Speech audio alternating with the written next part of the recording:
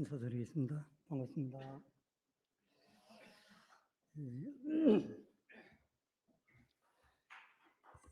찬양 낭곡 드리도록 하겠습니다. 예배 찬송가 336장입니다.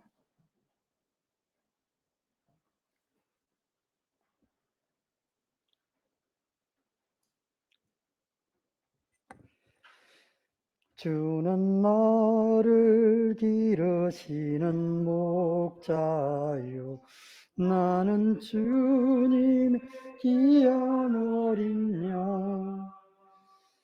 푸른 풀밭 맑은 시래 물가로 나를 인하여 주신다. 주는 나의 좋은 목자, 나는 그의 어린 양. 저를 따라 꼴을 먹여주신 내게 부감 전혀 없어라. 예쁜 새들 노래한 아침과 노을빛 고운 항온에 사랑하는 나의 목자 음성, 나를 언제나 부주신다. 주는 나 좋은 목자, 나는 그의 어린 양. 저를 따라 꼴을 먹여주시, 내게 부족한 전혀 없어라. 못된 짐승 나를 애치 못하고 거친 빛 상치 못하리. 나의 주님 강한 나를 주야로 지켜주신다. 주는 나의 좋은 목자, 그의 어린 양. 저를 따라 꼴을 먹여주시, 족감 전혀 없어라. 아멘. 네, 그럼 기도 드리고 다음 시간 갖도록 하겠습니다. 아버지 하나님, 오늘 저희들이 또 이렇게 모일 수 있는 시간과 여건을 주시고, 또 주님 안에서 서로 교제하며 친교를 나누며 또한 하나님의 말씀을 듣는 이러한 은혜를 허락하심을 감사를 드립니다. 이날 저녁에 또한 참 저희들이 말씀을 통해서 하나님께서 저희들에게 말씀하시고자 하시는 그러한 것들이 무엇인지를 알고, 또한 실생활 가운데서 주님을 바라보는 그러한 생활이 될 수 있도록 이 시간을 도와주시기를 부탁을 드립니다. 이 시간을 주님의 손길에 부탁드리며 이 모든 말씀을 주님의 귀하신 이름으로 감사하며 기도드렸습니다. 아멘. 예.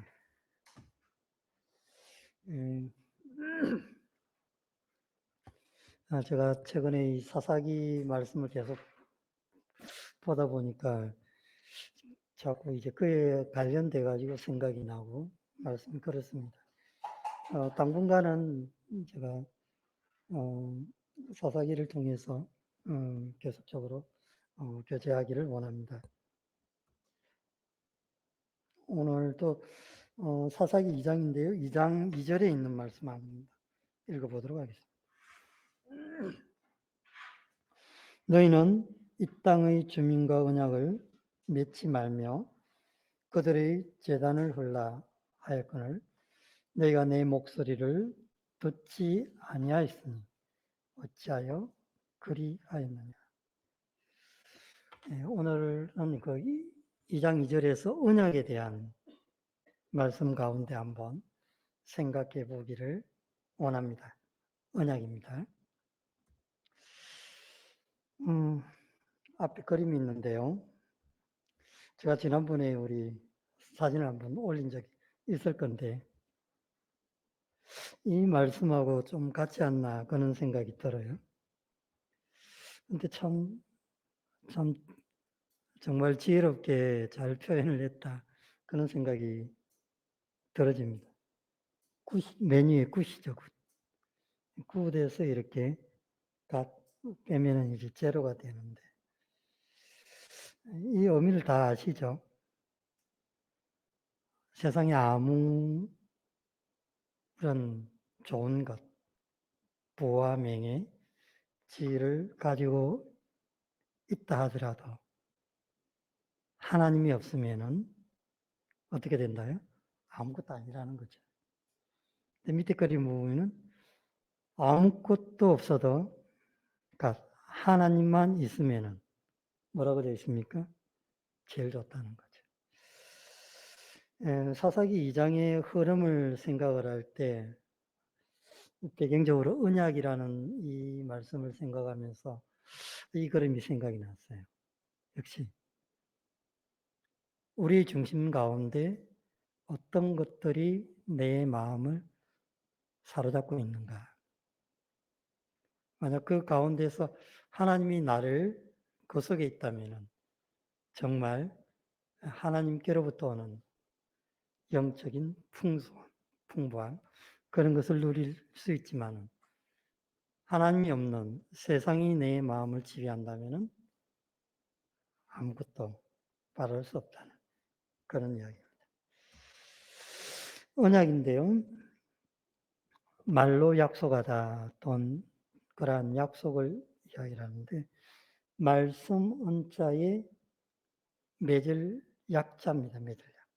그래서 이제 우리가 언약을 할 때 약속하는 그 의미하고도 일명 상통하다 생각할 수가 있습니다. 조금 전에 우리가 2장 2절에서 본 것이 이것은 책망의 말씀이에요. 1절에 그 여호와의 사자가 길갈에서 복임으로 와서 이스라엘 백성들에게 이야기하는 그 배경을 갖고 있는데요. 책명의 말씀 가운데 이제 첫 번째로 이 땅의 주민과 언약을 맺지 말며 그랬거든요. 참 제가 이 말씀을 곰곰이 생각을 하면서 하나님은 왜 그들과 그 약속이라는 것을 하지 말라 했을까? 또 보면은 그 이방인들의 그런 재단을 헐라라고 이야기를 했습니다. 언약을 맺지 말라 이야기를 하고 있는 이러한 부분은 생각 가운데 어떤 것이 들었냐면은 삶이 아니겠는가?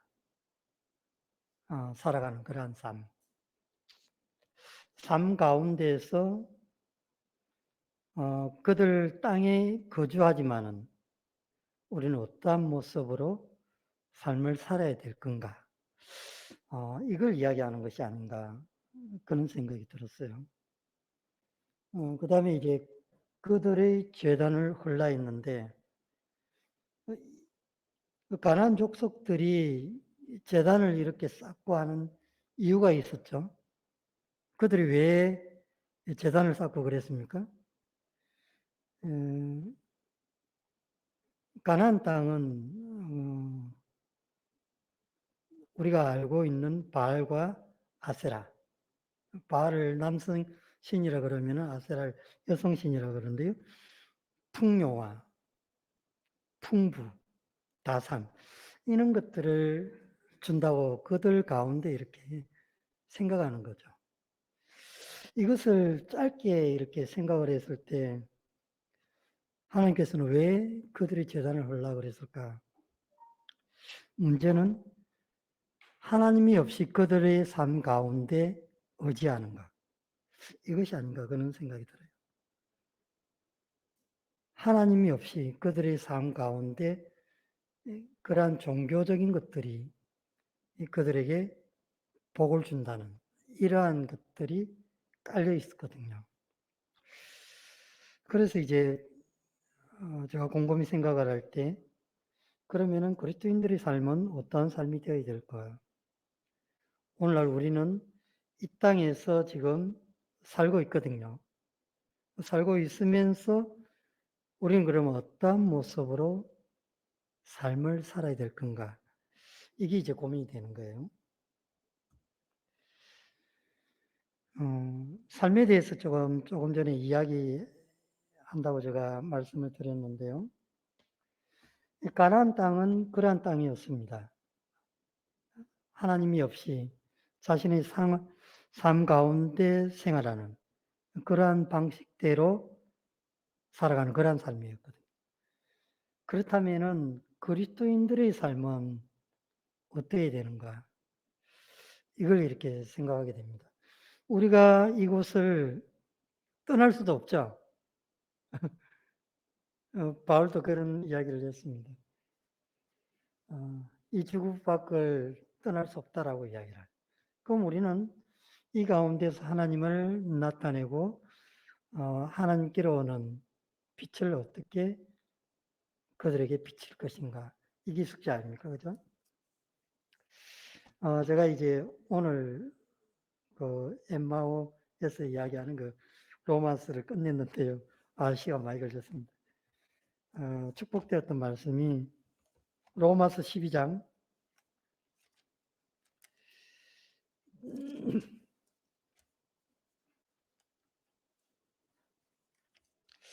이 말씀하고도 저는 이게 상송한다고 생각이 들어져요. 로마서 12장 2절 너희는 이 세대를 본받지 말고 오직 마음을 새롭게 함으로 변화를 받아 하나님의 선하시고 기뻐하시고 온전한 뜻이 무엇인지 분별하도록 하라. 우리가 이 땅을 벗어날 수가 없어요. 그렇다면은 그리스도인들의 삶은 이 땅에서 어떤 삶을 살아야 되는가? 이제 그것을 고민하게 될 때 이 말씀이 이제 들어왔는데요. 이 세대를 본받지 말고 마음을 새롭게 함으로 변화를 받아. 그 다음 부분들은 이제 예, 하나님 앞에서 어떤 것이 선하고 하나님께서 어떤 것이 기뻐하며 또한 하나님의 뜻이 무엇인지 그것을 분별하도록 하는 그런 말씀입니다. 그래서 이것을 이렇게 생각을 할 때 본받지 말라는 것과 마음을 새롭게 하는 것. 어떻게 생각합니까? 예,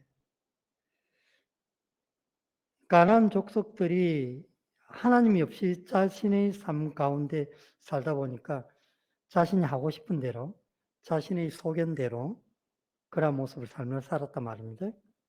그 영향이 이스라엘 민족에게도 사사기의 마지막 부분에 자기의 소견대로 했더라 이렇게 표현하고 있습니다. 결론적으로 그 가나안 족속의 그러한 생각들이 그때 이제 이스라엘 백성들에게까지 오염됐다는 거죠.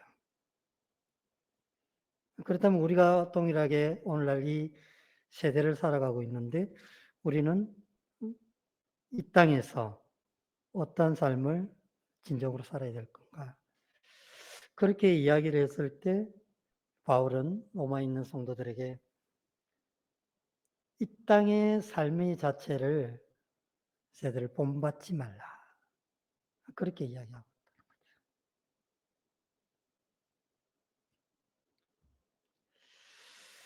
이 본이라는 것은 이 세상의 그 불경건하고 악하고 음란한 그런 것. 하나님이 없는 삶의 목적이 뭐냐면은 사람들의 생각이 이 가치관과 사고방식이 하나님이 없기 때문에 어떻게 하면은 즐거워하고 어떻게 하면은 기뻐하고 이런 것을 이제 생각을 한다. 육신의 일을 도모한다. 그렇게 이제 표현하고 있는데 그런 것을 따라 이렇게 사람들이 흘러가는 거예요. 그 배경에 따라 휩쓸려 가지고 육신의 일을 도모하면서 그런 방향으로 간다는 거죠. 그러면은 우리는 과연 어떠한 쪽의 삶을 살아야 되는가? 본이라는 것은 이제 세상 사람들이 생각하는 그러한 방식이 아닌 다른 하나님의 말씀 안에서 우리가 생각해야 되는 그러한 것이 있다는 거죠. 두 번째로 이제 마음의 변화. 곰곰이 생각할 때 생각이 아니었는가 그런 생각이 들어요. 혹시 영적인 성장을 원하십니까? 어, 하나님 앞의 묵상은 상당한 깊은 묵상은 자신의 영혼도 하나님과 그런 친근한 그러한 가운데 성숙한 가운데 이른다고 생각이 들었습니다. 그래서 마음이 변화를 받는 것이 어떤 거냐? 깊은 그러한 묵상이 아니겠는가? 그런 생각이 들어요. 예, 잠언의 말씀을 한번 보면요. 이렇게 되어 있습니다. 잠언 23장 7절.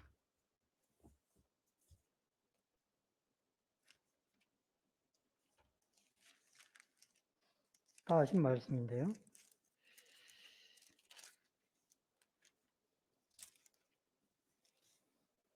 대저 그 마음이 생각이 없다면 그 위인도 그러한자. 그 마음의 생각이 어떠하면 뭐라고 되어 있습니까?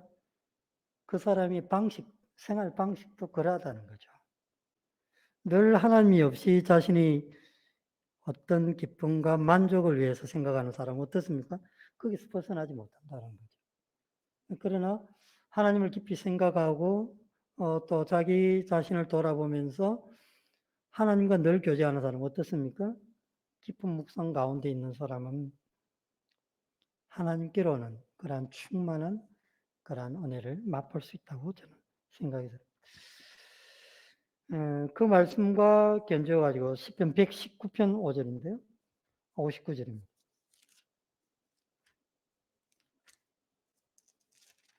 우리가 시편 119편에 참 좋은 말씀들이 너무 많아서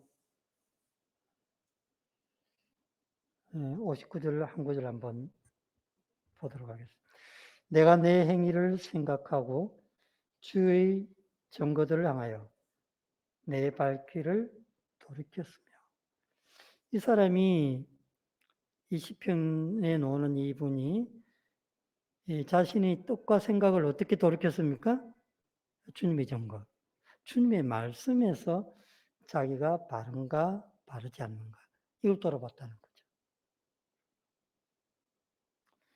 내가 내 행위를 생각하고 내가 행동했던 어떤 그런 것들 이것이 주님 앞에서 주님을 정말 기쁘시게 해드리는 그런 것이었는가 아니면은 내가 주님을 기쁘시게 해드리는 그런 것이 아니고 나 자신을 위한 것이었는가 이것을 돌아봤다는 거죠.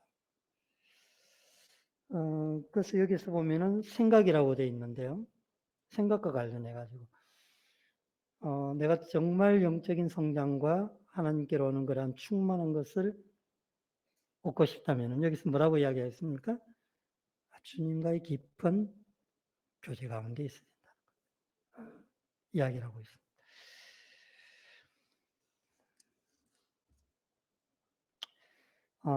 다음에는 그리스도인의 삶 가운데서 아까 분별이라는 말씀이 나왔는데요. 아까 로마서 12장 2절 다시 한번 가도록 하겠습니다.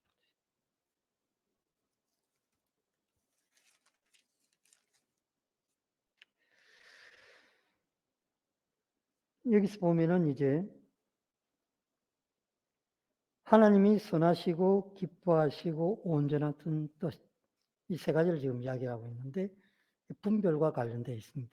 즉 하나님의 말씀 가운데서 내가 자신이 하나님의 말씀 가운데 어떻게 하나님을 기쁘시게 해드리고 또 하나님께서 선하시는 그러한 것이 무엇인지 생각하고 또 온전하신 뜻이 무엇인지 분별하도록 하라. 참 이거는 쉽지 않죠. 어떨 때는 의견이 안 맞을 때가 있고 또 어떨 때는 다른 형제님의 의견을 세워줄 때가 있고 그렇습니다. 또 어떨 때는 주님께서 인도하실 때 평안함을 주시기도 하고 어떨 때는 평안함을 주지 않을 때도 있습니다. 자, 이런 부분들은 어떻게 해야 될까요?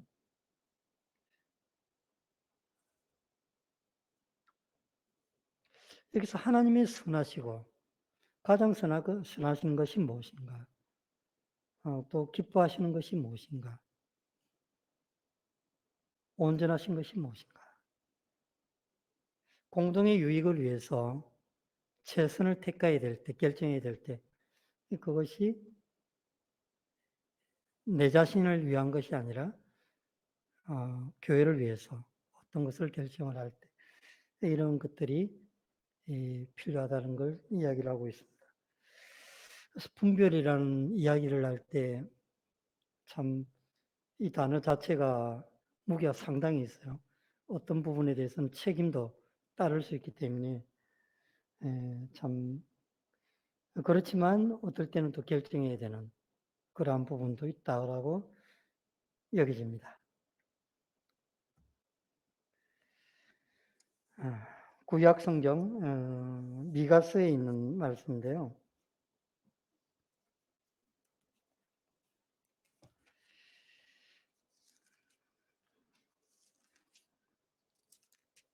미가서 6장 8절인데요.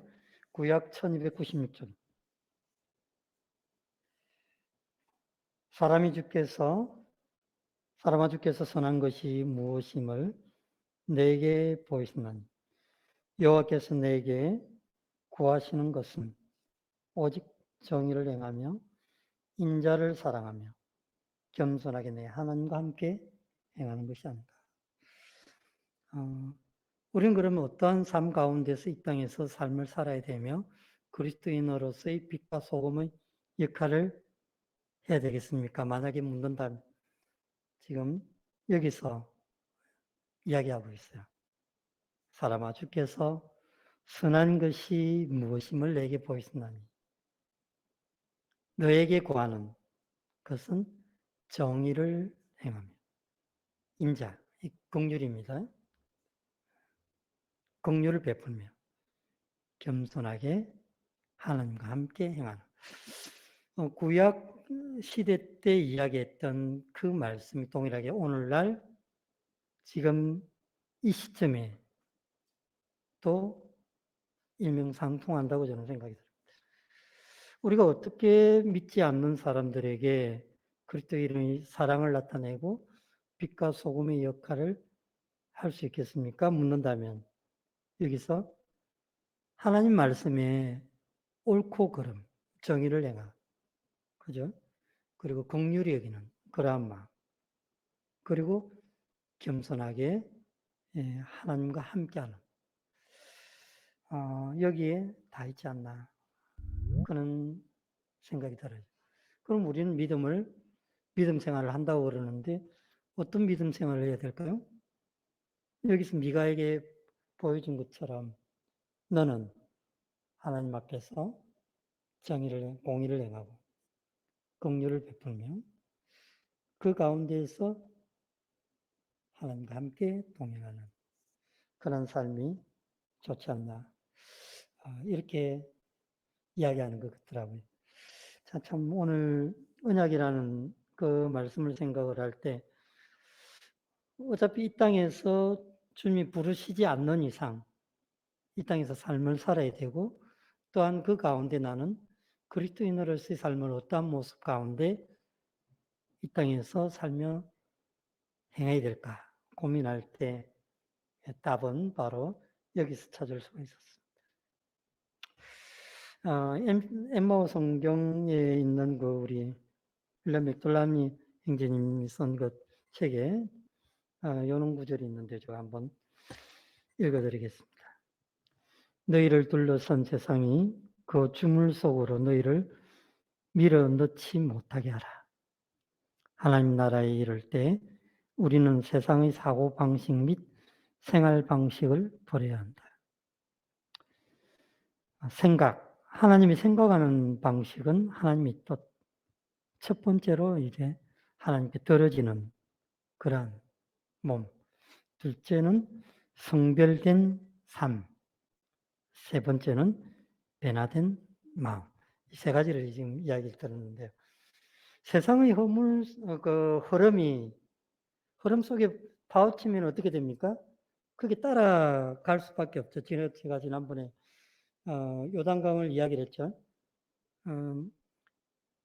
물이 저 사이 바다 쪽으로 이렇게 흐른다 그랬죠. 근데 이제 물고기가 사해 쪽으로 가지 않기 위해서 어떻게 한다고 했습니까? 계속 올라간다고 그랬죠. 그것은 바로 어떤 걸 이야기하냐면 사해는 소금기가 있기 때문에 죽음을 받아요. 결론적으로 세상이 흐름이 그런다 하더라도 내가 하나님 말씀을 따라 올라간다. 그것을 올라간다는 거죠. 세상의 풍습과 삶이 그는 방향을 간다 하더라도 나는 어떻게 됩니까? 삶은 주님을 바라보면서 달리 방향을 잡고 올라가야 된다는 거죠. 세상의 주물 속으로 너를 밀어넣지 못하게 하라. 밀어넣지 못하게 하라. 그런 것들이 혹시 나의 삶을 주관하거나 또한 생각과 마음 가운데 사로잡았다면 어떻게 해야 되겠습니까? 빨리 벗어나야 되겠죠. 세상 사람들이 사고방식 조금 나왔는데요. 사고방식과 생활방식. 하나님이 없기 때문에 자신이 편한 대로, 자기 보기에 좋은 대로, 자신의 욕심대로 이렇게 행한다는 거죠. 그걸 이제 요한일서에서 육신의 안목.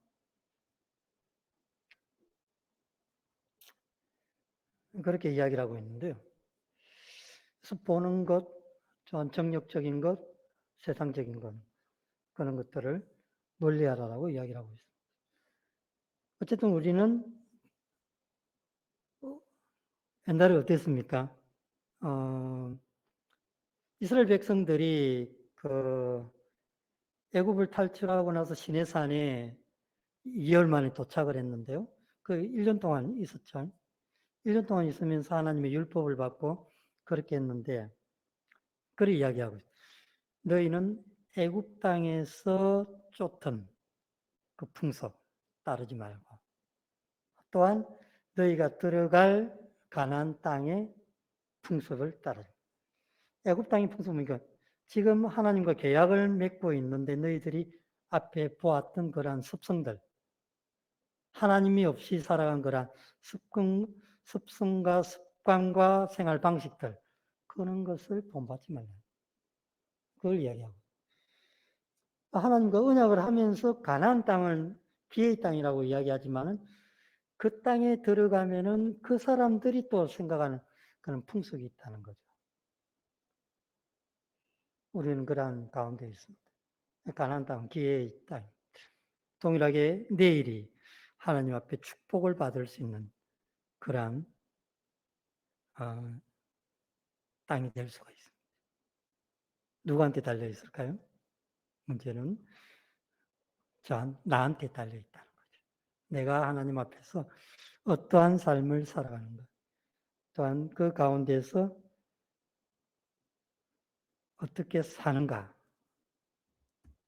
한 구절을 보면 마치겠습니다.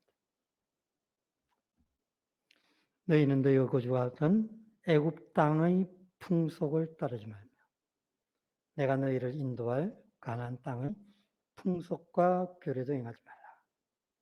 그 네 개의 말씀. 이 보면은 분명히 너희가 나왔던 주님을 믿기 전에 행했던 그러한 삶, 습성, 생각 그런 것을 따르지 말라. 기회의 땅은 뭐라고 되어 있습니까? 믿음 안에서 출발을 하는데 가나안 땅에 내일도 세상 사람들과 이렇게 만나게 됩니다.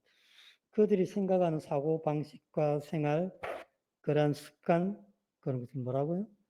행하지 말라. 하나님 안에서 하나님의 말씀 가운데서 하나님께서 명하시는 그런 규칙을 따라 삶을 살 것을 말씀하고 있습니다.